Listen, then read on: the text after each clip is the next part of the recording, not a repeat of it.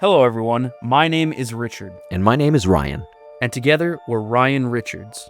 Welcome to What Do You Seen, the channel that explores symbols, patterns, morality, and themes in your favorite stories. And today we are discussing James Gunn's Guardians of the Galaxy.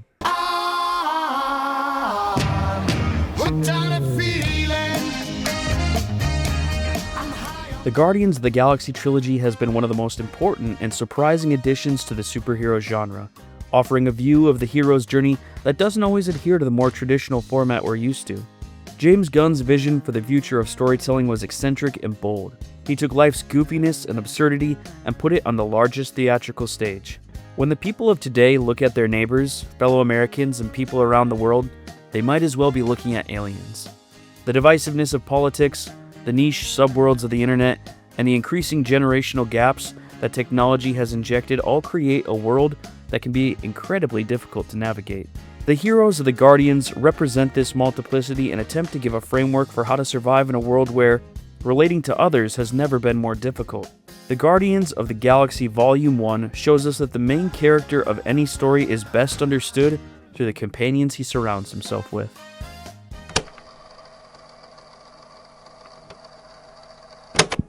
In order to accurately understand Gunn's storytelling, we need to view each one of Peter's fellow Guardians as a tool that shines a light on Peter's own struggles.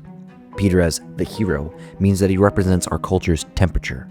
He represents what society needs or is unaware of already exists within it. This traditional story's main character always struggles with certain themes and identities that are culturally universal and important. These are exemplified in the different characters and events that take place around him. The fundamental questions every individual hero has are: who am I? Where do I come from? And what do I want? Culture is designed to answer these questions, and Peter's lack of a father prevents him from initially answering these. We can't get away from those explorations, and we're drawn to anyone who is trying to solve them. And now we're drawn to Peter Quill, who currently has the answers to none of these questions.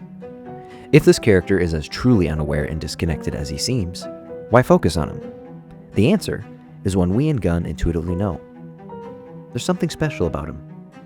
But having something special about you isn't as always an inherent reason to change and grow. Each of the four Guardians represents the four aspects of Peter that need to be resolved in order for Peter to become the StarLord. This isn't simply growing your network or having working relationships that make you achieve more. It is extending your family and creating a new womb or safety net. It protects, but it also transforms you. The four secondary characters of the movie are split into two contrasting dichotomies: Gamora and Drax contrast, Rocket and Groot contrast. Gamora and Drax represent the horizontal relationship to the individual, the feminine and masculine, and the urges they both possess. The most central of these four characters is Gamora. She is the central feminine figure of the movie. Peter grapples with her as he grapples with the absence of his mother. Reinserting this piece of himself that he has lost makes him question himself in a way he previously had not. Following Peter's rejection of his mother as a boy, Peter experiences a series of lackluster and shallow relationships with other women. His inability to experience intimacy in his relationships is an extension of this wound. Gamora will show him the value of intimacy. As Peter leaves Morag with the orb, we see he has left an alien woman in his ship, someone he clearly hooked up with the night before. Unfortunately, he doesn't even remember her name. Barit. Look, I'm gonna be totally honest with you. I forgot you're here. On a dangerous planet, in a near-death experience, Peter has absent-mindedly put her life at risk in the pursuit of temporary pleasures. He doesn't respect the feminine, and he doesn't acknowledge their humanity. Put simply, Peter has mommy issues. He treats women, and by extension himself, as lacking value. How we treat others says more about us than anything else can. Gamora, as she is introduced, treats her femininity much the way Peter does, callously. She, like Peter, is a capable warrior, quick-witted and independent. Those qualities are all necessary to survive in the hostile world they live in, but they won't take you all the way. Once you move past a hostile place, what do you have left? These two members of the Guardians have a shallow, working relationship and no real friendships. Gamora isn't even in good relation with her sister, and they actively work to kill each other. Once the Guardians begin to work together and come to nowhere, Gamora and Peter finally have a moment to themselves. Peter opens up and shows Gamora the best part of himself. He's a dancer. I'm a warrior and an assassin. I do not dance. This revelation to Gamora comes with a dark selfishness. Peter expects a reward. He expects easy access to Gamora's heart and feelings. She recognizes this for two reasons. One, she's lived a hard life and is used to being used by the males in her life like Thanos and Ronan. Two, she plays a game of duality, and at this point in her own life, she's a double agent and is always taking what she needs to thrive at the cost of others, i.e., her favoritism over Nebula and her coming betrayal of both Thanos and Ronan. As with Peter, there are positives and negatives to this ability to play others. One of his gifts is the ability to talk his way out of situations, but the most important thing to note is that if you are ever the one who has to carry the bag or carry the consequences, it's an easy skill to misuse. Gamora continues to break this pattern of usury in her life and summarily rebuffs Peter, making a fool out of him in the process. She makes him feel powerless over her.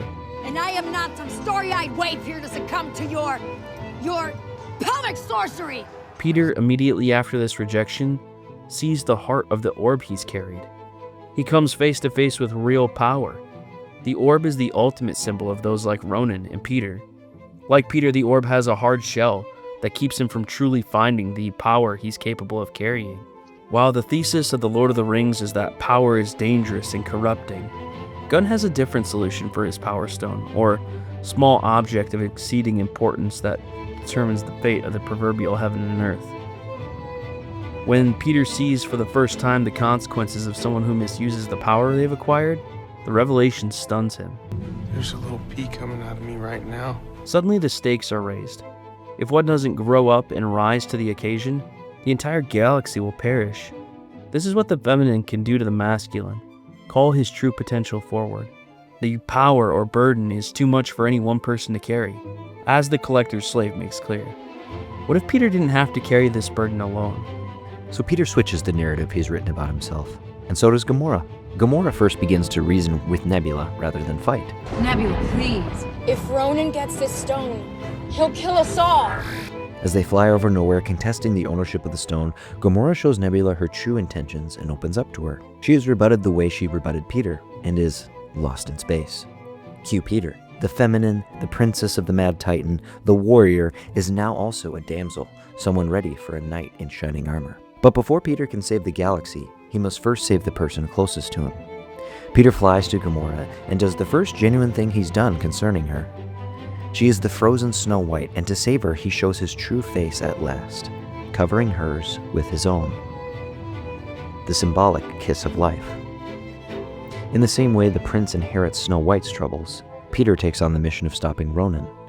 He trades places with Gamora and learns to sacrifice. He has been changed by the properly oriented feminine, as Gamora has changed herself.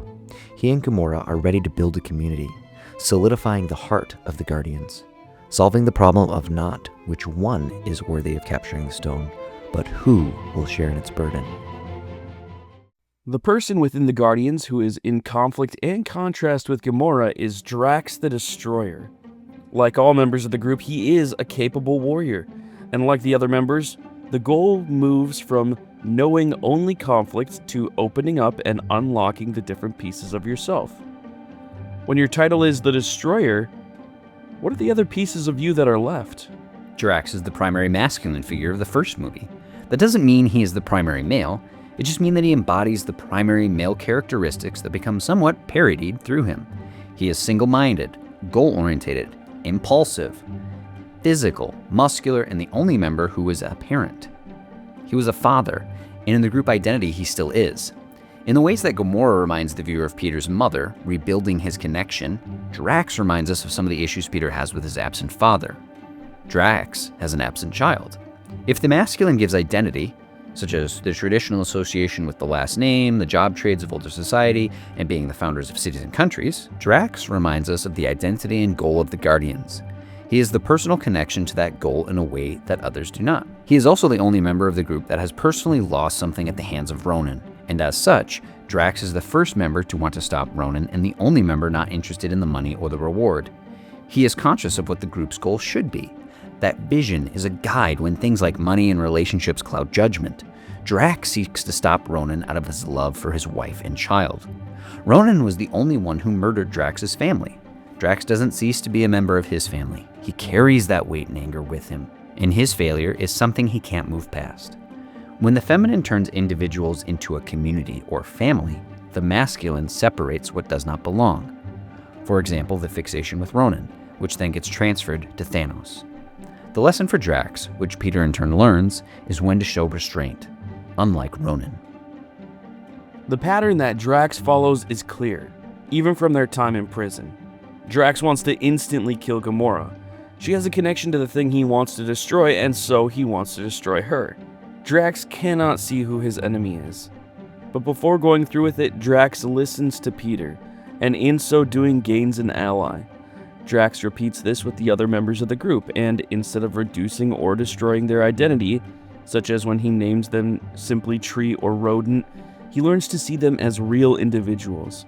This is ultimately fulfilled for Drax when he chooses to join the group's final mission, rather than try to face Ronan alone like he did on Nowhere.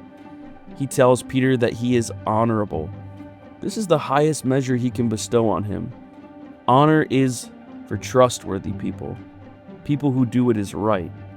Drax lost his honor, and now he can't always see if what he's doing is right or revenge. This father learns that even he needs a leader, and that he still needs a family. Blind rage is not justice. This is the lesson of what true masculinity looks like. Peter mirrors this journey through the realization that others have value, though it is something he continues to struggle with in future adventures. I like your plan, except it sucks, so let me do the plan, and that way it might be really good.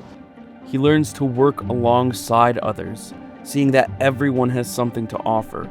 He learns that harnessing others' potential is better than destroying them. In the climax of the movie, Gunn strategically places Gamora and Drax on either side of Peter. The left and right hands of Peter reach out and take what he was originally unable to. He buys in, and he takes on the type of responsibility he had been pushing off since his childhood. The man in the middle sheds off his self-imposed isolation and boyishness. Peter learns to see the value in others. Gamora gave Peter the gift of rejection. Things that are beautiful and true don't come free. He has to work not only against Ronan, but within himself to become devoted and honest. This gives him the character to bring others to himself. Drax shows Peter his frailty. The life of danger he lives has consequences. The Ronans of this world can do irreparable damage. This lesson is, thankfully, paired with the passion and belief to do something about it. Not because of a reward, but because of the earnestness of the mission. Some things are worth dying for, and some things are worth living for as well. This is not Peter's complete character arc, though. Rocket and Groot play another substantial role in fleshing out the dichotomies that exist within Peter. Where the first two show the heart and spirit, Rocket and Groot exemplify the journey of the mind and body. And only once all four pieces are transformed can Peter become the StarLord. But that's just what we see. What do you see? Rocket and Groot will be covered in a future video, so be sure to be on the lookout for part 2.